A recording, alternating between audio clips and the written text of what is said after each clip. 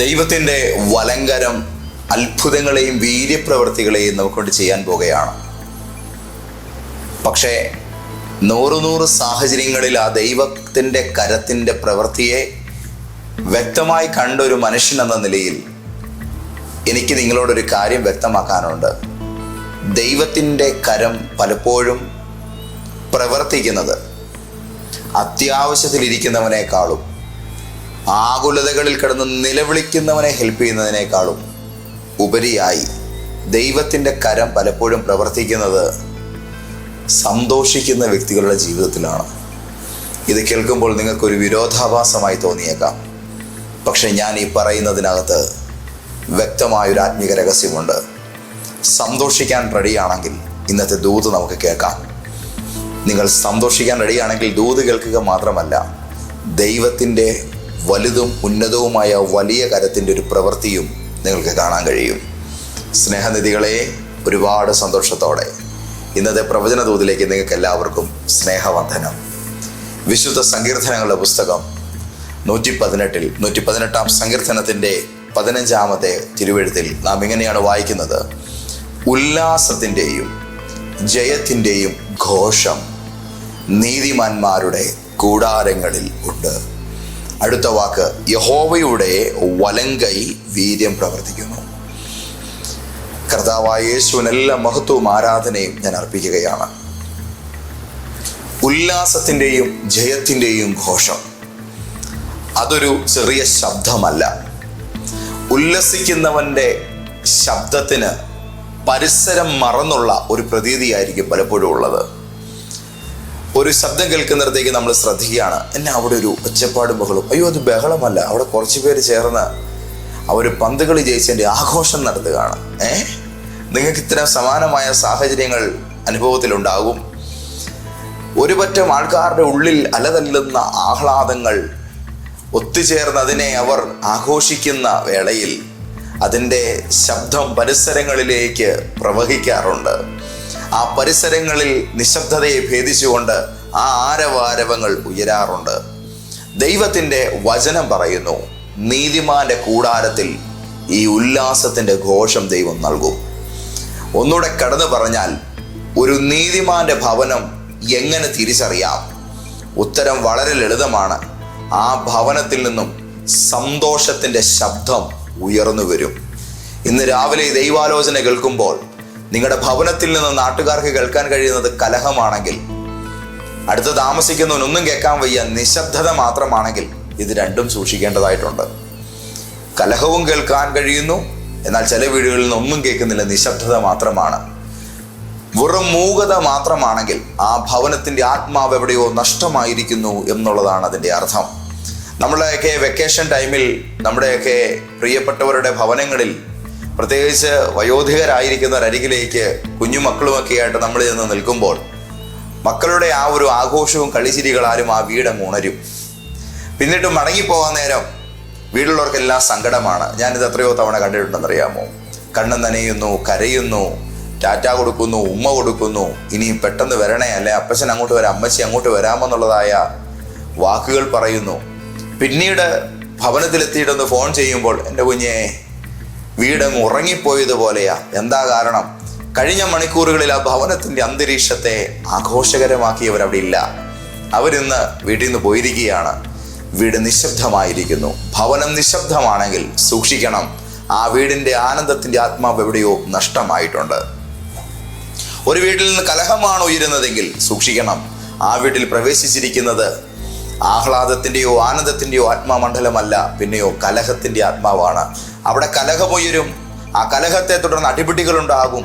ഒരുപക്ഷെ ആ ഭവനം ഒരു കൊലപാതകത്തിലോ തകർച്ചയിലോ കലാശിച്ചേക്കാം. നമ്മുടെ ഭവനങ്ങളിൽ നിശബ്ദതകളെ ഒഴിവാക്കുക, നമ്മുടെ ഭവനങ്ങളിൽ നിന്ന് കലഹങ്ങളെയും ഒഴിവാക്കുക. ഒന്നുകൂടെ ഞാൻ പറയാം, നമ്മുടെ ഭവനങ്ങളിൽ നിന്ന് കലഹങ്ങളെ ഒഴിവാക്കുന്നത് പോലെ തന്നെ പ്രധാനമാണ് നമ്മുടെ ഭവനങ്ങളിൽ നിന്ന് നിശബ്ദതകളെയും ഒഴിവാക്കണം. നമ്മുടെ വീടുകളിൽ പരസ്പരമുള്ളവർ തമ്മിലുള്ള സംസാരമുണ്ടാകണം, അയൽക്കാർ തമ്മിലുള്ള സംസാരമുണ്ടാകണം. നമ്മുടെ ഭവനങ്ങളിൽ ചിരികളികൾ നിറയണം, ആ ഭവനങ്ങളിൽ സ്തുതിഗീതങ്ങൾ ഉയരണം, വചനത്തിൻ്റെ ശബ്ദം അവിടെ ഉണ്ടാകണം, കരമുയർത്തി ദൈവത്തെ സ്തുതിക്കുന്ന സ്വരമുണ്ടായിരിക്കണം. നമ്മുടെ എല്ലാം ഭവനങ്ങളിൽ എവിടേക്കോ നഷ്ടപ്പെട്ടു പോയിരിക്കുന്ന അതിൻ്റെ ആ ഒരു ചൈതന്യാവഹമായ ആത്മമണ്ഡലത്തെ ഒന്ന് തിരികെ പിടിക്കുവാൻ വേണ്ടി ഇന്ന് രാവിലെ കർത്താവ് നമ്മളെ സഹായിക്കട്ടെ എന്ന് ഞാൻ പ്രാർത്ഥിക്കുകയാണ്. ഞാൻ എൻ്റെ ബാല്യകാലം ചെലവഴിച്ചിരുന്ന ഞങ്ങളുടെ ആ ഒരു നാട്ടിൻ പുറത്ത് സന്ധ്യയാകുമ്പോൾ പല ഭവനങ്ങളുടെയും വാതിലിലൂടെയാണ് ഒരു ഗ്രാമീണ ഇടവഴി കടന്നു പോകുന്നത്.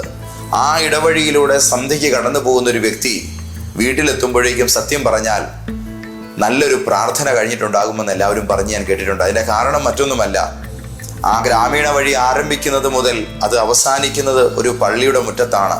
അത്രയും ദൂരം കടന്നു പോകുന്ന ആ വഴിത്താരയിൽ അതിൻ്റെ ഇരുവശത്തും താമസിക്കുന്ന നിരവധി കർത്താവിനെ സ്നേഹിക്കുകയും ആരാധിക്കുകയും ചെയ്യുന്ന സാധാരണക്കാരായ കർഷകരുടെ കുടുംബങ്ങളുണ്ട്. ആ വീടുകളിലെല്ലാം പകലത്തെ പൊരിവെയിലത്ത് പണി കഴിഞ്ഞിട്ട് സന്ധ്യാസമയമെത്തുമ്പോൾ ഒരു സന്ധ്യയാകുന്ന വേളയിൽ ആ വീടുകളിലെല്ലാം മുതിർന്നവർ ആദ്യം പ്രാർത്ഥനകൾ ആരംഭിക്കും. പിന്നീട് കുടുംബാംഗങ്ങൾ ഓരോരുത്തരായ പ്രാർത്ഥനകളിൽ പങ്കുചേരും. വിവിധങ്ങളായ തുകൽവാദ്യങ്ങളൊക്കെ ഉപയോഗിച്ച് ടാമറിനൊക്കെ ഉപയോഗിച്ചുള്ളതായ പാട്ടുകളാലും സ്തുതികളാലും ഹാർമോണിയങ്ങളൊക്കെ വീട്ടിക്കൊണ്ടുള്ളതായ ഒരു പ്രത്യേക സുഖമാണ് അതുവഴി നടന്നു പോകുന്നത്.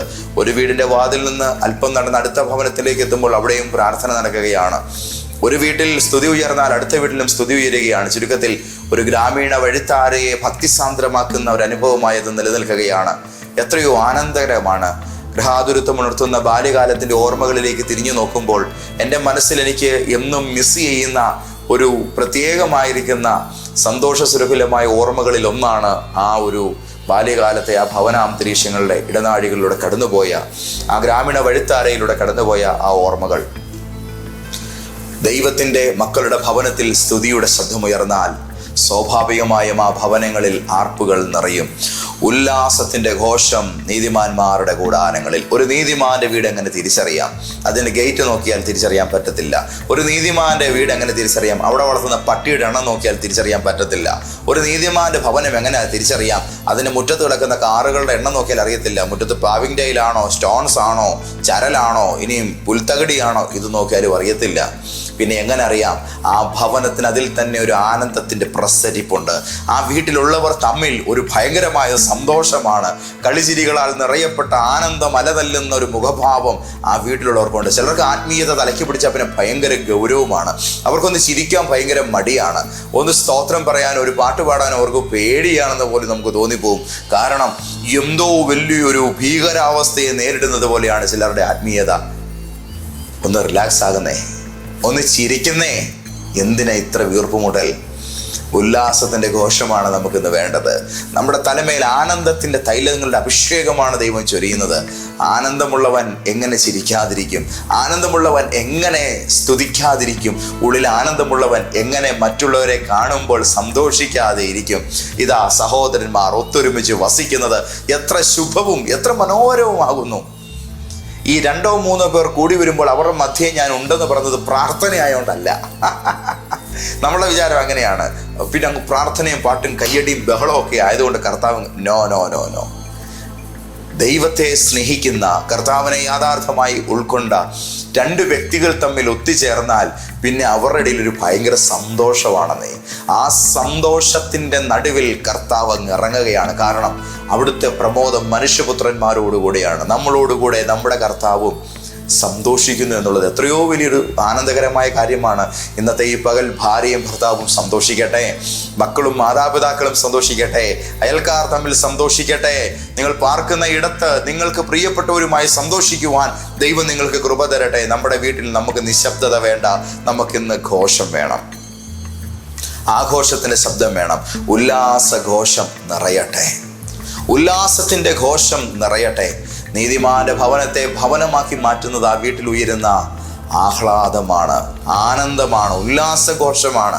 ഉല്ലാസത്തിൻ്റെ ഘോഷമാണ് ഒരു ഭവനം നീതിമാന്റെ ഭവനമാണോ പാപിയുടെ ഭവനമാണോ എന്ന് തിരിച്ചറിയാൻ കഴിയുന്നത്. ചില വീടുകളിൽ സന്ധ്യയൊക്കെ ആയിക്കഴിഞ്ഞാൽ പിന്നെ കലഹമാണ്, അടിയാണ്, ബഹളമാണ്, ചീത്തവിളിയാണ്, കരച്ചിലാണ്. സ്നേഹം നിറഞ്ഞവരെ, ദൈവമക്കളുടെ ഭവനം അങ്ങനെയല്ല. അവിടെ സന്ധ്യയാകുമ്പോൾ ഒരു കുടുംബ പ്രാർത്ഥനയുണ്ട്.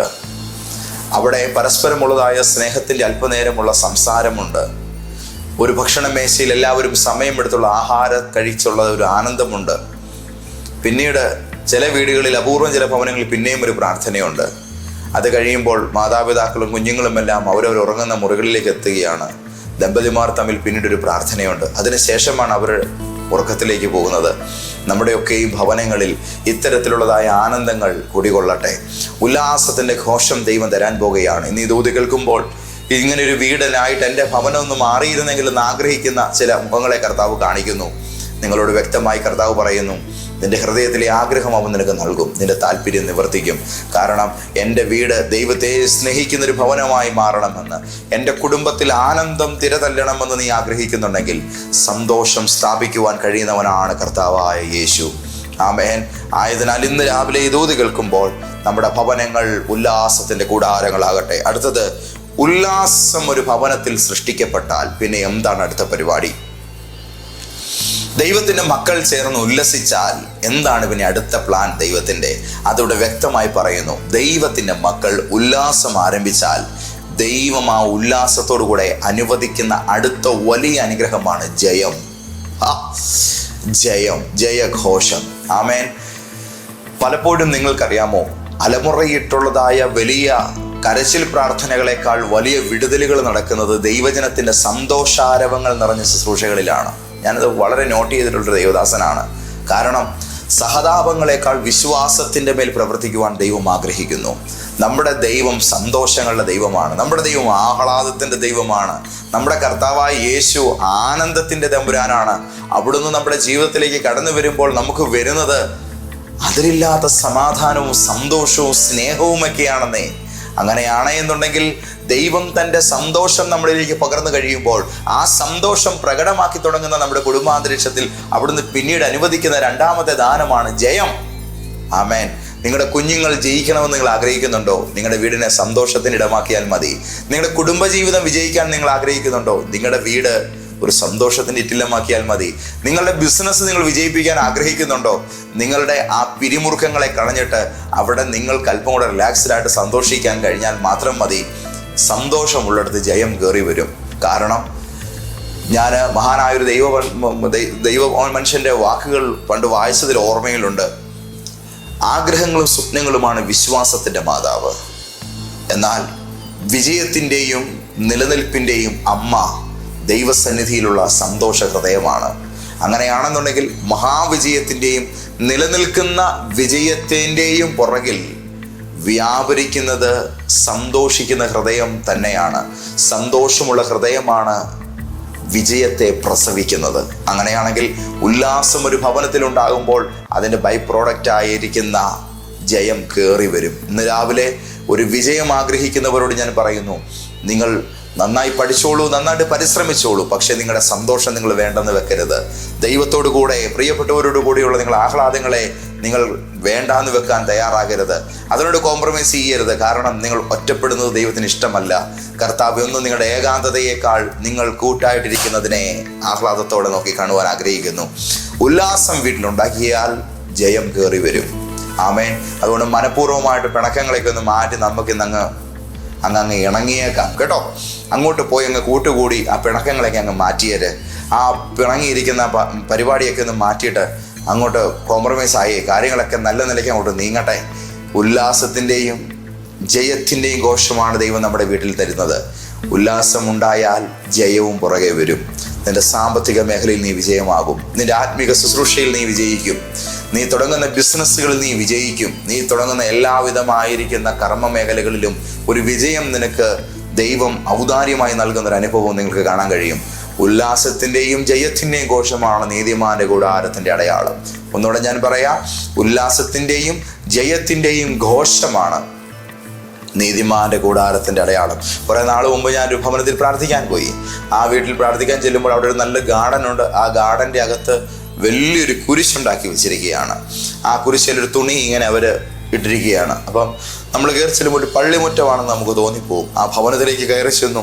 അന്നേരം അവർ പറഞ്ഞ സങ്കടകരമായ കുറേ പ്രാർത്ഥനാ വിഷയങ്ങളുണ്ട്. അന്നേരം ഞാൻ അവരോട് ചോദ്യം ചോദിച്ചു, മുറ്റത്ത് ഈ ഒരു കുരിശ് വെച്ചിരിക്കുന്ന ഒരു ക്രിസ്ത്യാനിയുടെ വീടല്ലേ ഇത്? അതെ. എന്നിട്ടും ഈ വീടിൻ്റെ അന്തരീക്ഷം ഇങ്ങനെയാണോ? അന്നേരം അവർ പറഞ്ഞു, പാസ്റ്ററെ, എത്ര പ്രാർത്ഥിച്ചിട്ടും ഇത് ശരിയാകുന്നില്ല. ഞാൻ പ്രാർത്ഥിക്കാൻ തുടങ്ങുമ്പോൾ ദൈവത്തിൻ്റെ ആത്മാവ് പറഞ്ഞു, ഇവിടെ മോനെ പ്രാർത്ഥനയും പ്രവചനവും ദൂതും ഒന്നുമല്ല വേണ്ടത്. ഈ കുടുംബത്തിനകത്ത് അടിസ്ഥാനപരമായി കൈപ്പുള്ളിൽ വെച്ചുകൊണ്ടിരിക്കുന്ന ഒരു സമീപനമാണ് ഈ ഭാര്യയും ഭർത്താവും തമ്മിൽ പിന്തുടരുന്നത്. അവരെ രണ്ടുപേരെയും വിളിച്ച് ഒന്ന് അനുരഞ്ജനത്തിലാകാൻ പറയാൻ പറഞ്ഞു. രണ്ടുപേരെയും വിളിച്ചു, അല്പനേരം സംസാരിച്ചു, രണ്ടുപേരും കരഞ്ഞു, സ്നേഹത്തോടെ കരങ്ങളെ കൊടുത്തു. ഞങ്ങൾ പ്രാർത്ഥിച്ചു പോകുന്നു. ഇന്ന് വലിയ സന്തോഷത്തിലായി. ആ ഭവനം വിജയിക്കുവാനിടയായി. തകർച്ചയുടെ പുറകിൽ ഉല്ലാസത്തെ എടുത്തു കളഞ്ഞുകൊണ്ട് ദുഷ്ടൻ അവിടെ കത്തിച്ചു വെച്ചിരുന്ന അവൻ്റെ അന്ധകാരത്തിൻ്റെ പ്രവർത്തന മേഖലകളുണ്ടായിരുന്നു. അതിനെ കെടുത്തിക്കളഞ്ഞിട്ട് ക്രിസ്തുവിൻ്റെ വിജയത്തിൻ്റെ ദീപം അവിടെ തെളിയിച്ചു. അതെങ്ങനെയാണ് തെളിയിക്കുന്നത്? അത് സന്തോഷത്തിൻ്റെ എണ്ണയിലാണ് കത്തുന്നത്. ആമേൻ. ഒന്നുകൂടെ ഞാൻ പറയാം, ജയത്തിൻ്റെ ദീപം കത്തുന്നത് സന്തോഷത്തിൻ്റെ എണ്ണയിലാണ്. അപ്പോൾ ഉല്ലാസത്തിൻ്റെയും ജയത്തിൻ്റെയും ഘോഷം ദൈവം നമ്മുടെ കൂടാരങ്ങളിൽ പകരുകയാണ്.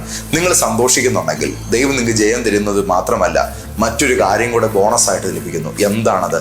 യഹോവയുടെ കൈ. നമ്മുടെ കൈകളല്ലെന്ന് പിന്നെ നമ്മുടെ കാര്യങ്ങളെ ചെയ്യുന്നത്. നമ്മുടെ അധ്വാനം കൊണ്ടാണ് നല്ലത് നമ്മളിന് വളരുന്നത്. നമ്മുടെ കർമ്മ മേഖലകളിൽ നമ്മൾ പ്രബലരാകുന്നത് നമ്മുടെ കൈക്കരുത്ത് കൊണ്ടല്ലെന്ന് ഇവിടെ പറയുന്നു. യഹോവയുടെ വലങ്കൈയാണ് പിന്നീട് പ്രവർത്തിക്കുന്നത്. യഹോവയുടെ വലങ്കൈ വീര്യം പ്രവർത്തിക്കുന്നു. ഉല്ലാസവും ജയവുമുള്ള വീട്ടിൽ, ഒന്നുകൂടെ ഞാൻ പറയാം, ഉല്ലാസവും ജയഘോഷവുമുള്ള വീട്ടിൽ ദൈവത്തിൻ്റെ വീര്യപ്രവൃത്തികൾ വെളിപ്പെടും. അതൊരു മർമ്മമാണ്. ആമേൻ. ഉല്ലാസത്തിൻ്റെയും ജയത്തിൻ്റെയും ഘോഷമുള്ളവൻ്റെ ഭവനത്തിൽ ദൈവത്തിൻ്റെ വലങ്കരം വീര്യം പ്രവർത്തിക്കും. ആമേൻ. ഇന്നത്തെ ഈ ദൈവാലോചന കേൾക്കുമ്പോൾ ഒരു വലിയ ദൈവപ്രവൃത്തിയാണ് നിങ്ങൾ എയിം ചെയ്യുന്നതെങ്കിൽ നിങ്ങൾ അതിനുവേണ്ടി ഇൻവെസ്റ്റ് ചെയ്യേണ്ടത് ഫാസ്റ്റിംഗ് അല്ല. നിങ്ങൾ ഇന്ന് അതിനുവേണ്ടി ഇൻവെസ്റ്റ് ചെയ്യേണ്ടത് കുറേ അന്യഭാഷകളല്ല. പകരം ഉല്ലാസത്തിൻ്റെയും ജയത്തിൻ്റെയും ഒരു അന്തരീക്ഷമാണ്. ഉല്ലാസത്തിൻ്റെയും ജയഘോഷത്തിൻ്റെയും ഒരു അന്തരീക്ഷം ഭവനത്തിൽ സംവിധാനം ചെയ്തേ നിങ്ങളുടെ വീട്ടിൽ യഹോവയായ ദൈവത്തിൻ്റെ വലങ്കരം വീര്യം പ്രവർത്തിക്കുന്ന കാഴ്ച കാണാൻ കഴിയും. അങ്ങനെയാണെന്നുണ്ടെങ്കിൽ എത്രയും പെട്ടെന്ന് സന്തോഷത്തിൻ്റെ പ്രാധാന്യത മനസ്സിലാക്കി നമുക്ക് പരിപാടി അങ്ങ് തുടങ്ങിയേക്കാം. ഇത് പറയുമ്പോൾ ചിലർ ചോദിക്കും, പ്രാർത്ഥന വേണ്ടെന്നാണോ പാസ്റ്റർ പറയുന്നത്? പ്രാർത്ഥിക്കേണ്ടെന്നാണോ ദൈവദാസൻ പറയുന്നത്? ഇടപെടാതെ പ്രാർത്ഥിക്കാനല്ലേ ദൈവദിനം പറയുന്നത്? അതെ. പക്ഷെ അതിന് മുമ്പ് ഒരു കാര്യം കൂടെ പറയുന്നുണ്ട്. എപ്പോഴും സന്തോഷിപ്പീൻ. എപ്പോഴും സന്തോഷിക്കുക. അതിനുശേഷമാണ് പറയുന്നത് ഇടപെടാതെ പ്രാർത്ഥിക്കുക. അങ്ങനെയാണെങ്കിൽ സന്തോഷത്തിനാണോ പ്രാർത്ഥനയ്ക്കാണോ പ്രയോറിറ്റി? ബൈബിൾ പ്രയോറിറ്റി നൽകുന്നത് സന്തോഷത്തിനാണ്. സന്തോഷം ഉള്ളവൻ പാടും, സന്തോഷമുള്ളവൻ പ്രാർത്ഥിക്കും. ആ പ്രാർത്ഥനയിൽ ദൈവവും സന്തോഷിക്കും. കർത്താവിൻ്റെ കൈ വീര്യപ്രവൃത്തികളുടെ സാമർത്ഥ്യം ചൊരിയും. ഓക്കെ, എന്നാൽ നമുക്ക് പ്രാർത്ഥിക്കാം. ഞങ്ങളുടെ ദൈവമേ, സ്നേഹനിധിയായ സ്വർഗീയ പിതാവേ, ഞങ്ങളോട് പറഞ്ഞ ദൈവാലോചനയ്ക്കായിട്ട് നന്ദി പറയുന്നു. ഇന്നത്തെ പ്രവചന ദൂത് കുടുംബങ്ങളുടെ അന്തരീക്ഷങ്ങളിൽ വ്യാപിച്ചു കിടക്കുന്ന കാർമേഘപടലമായിരിക്കുന്ന ദുഃഖങ്ങളെ, വെറുപ്പുകളെ, വഴക്കുകളെ ആത്മാവ് നീക്കം ചെയ്തുകൊണ്ട് തെളിമാനം പോലെ അനുഗ്രഹങ്ങളെ ദൈവം വിരിയിക്കുന്ന ഒരു ദിവസമാക്കി ഇതിനെ തീർത്തിരിക്കുകയാൽ സ്തോത്രം. നസ്രയനായ യേശുവിൻ്റെ വലിയ നാമത്തിൽ എന്നെ കേട്ട അങ്ങനെ ഓരോ മക്കളെയും ഞാൻ അനുഗ്രഹിക്കുന്നു. വാസ്തവമായും ദൈവത്തിൻ്റെ ബലമുള്ള വീര്യം പ്രവർത്തിക്കുന്ന മഹാഭുജം അവിടെ മക്കൾക്ക് വേണ്ടി പ്രവർത്തിപ്പാൻ കൃപയാക്കും. യേശുവിൻ നാമത്തിൽ തന്നെ ആമേൻ. അപ്പോൾ ഒരുപാട് കർത്താവ് അനുഗ്രഹിക്കട്ടെ. നാളെ എന്നെ പരിപാടി ഞായറാഴ്ചയാണെന്നുള്ള കാര്യം അറിയാമല്ലോ. കോട്ടയത്ത് ഇന്ത്യൻ റെഡ് ക്രോസ് സൊസൈറ്റിയുടെ ഓഡിറ്റോറിയത്തിൽ നമ്മുടെ ലൈഫ് ചേഞ്ചർ പ്രോഫറ്റിക് ചർച്ചിൻ്റെ വിശുദ്ധ സഭായോഗം നടക്കുന്നുണ്ട്. രാവിലെ 9:30 മുതൽ 12 മണി വരെയാണ്. അപ്പോൾ നേരിൽ കാണാനും കർത്താവിൻ്റെ കൃപ അനുഭവിക്കാനും ഒരുമിച്ച് ഈ പറഞ്ഞ ഉല്ലാസത്തിൻ്റെയും ജയത്തിൻ്റെയും ഘോഷം വെളിപ്പെടുത്താനും നമുക്ക് ഒത്തുചേരാം. കുടുംബമായിട്ട് വ്യക്തിപരമായിട്ട് ഞാൻ ക്ഷണിക്കുക, വന്നേക്കണം. ഓക്കെ, ധാരാളമായി കർത്താവ് അനുഗ്രഹിക്കട്ടെ. God bless you. ആമേൻ.